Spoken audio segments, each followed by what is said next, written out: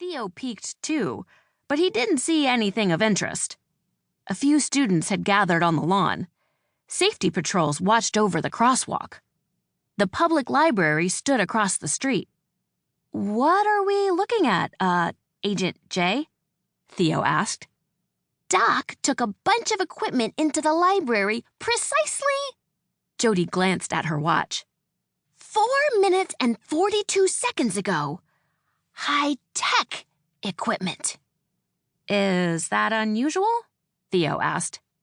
Doc was Dr. Culpepper, their science teacher. Theo knew she liked to tinker with technology, and that her tinkering often caused trouble.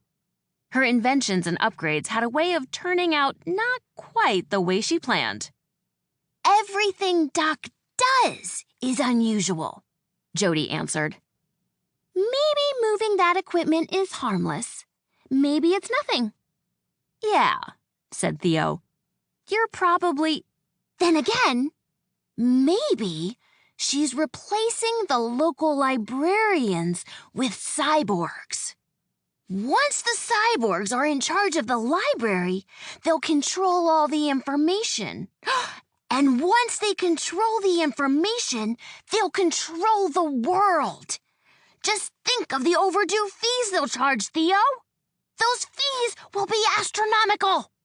"Sure," Theo said. "Maybe that's it. Or maybe she's just donating old equipment. Or upgrading their air conditioning. Or..."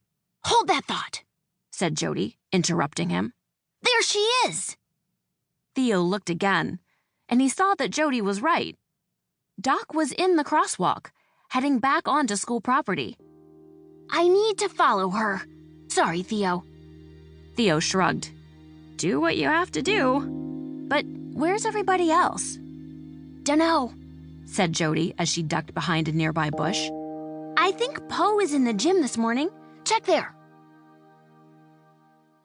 Po Chen was in the gymnasium, just like Jody had said.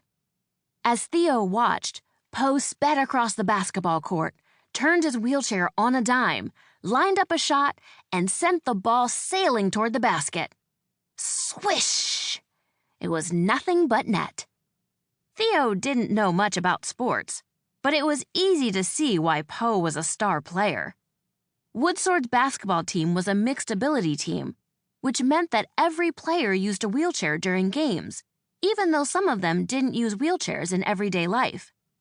It took a lot of practice, and somehow Po still had time for other extracurriculars too, including the after-school Minecraft club.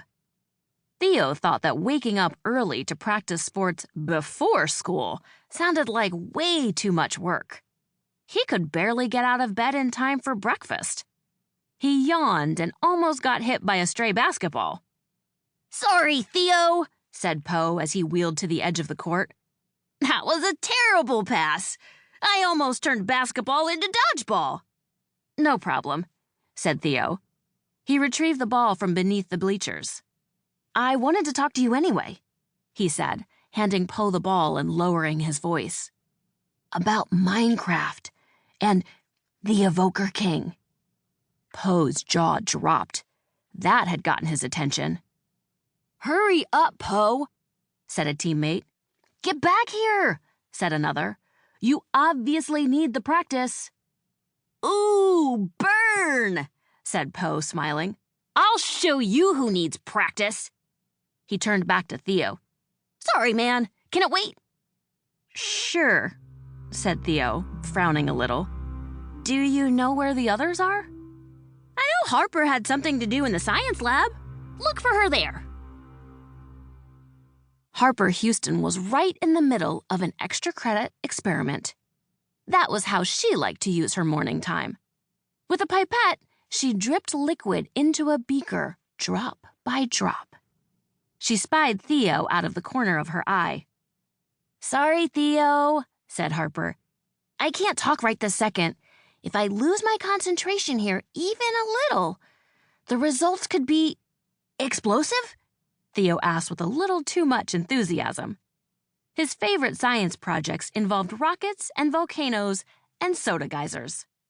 "Well, no."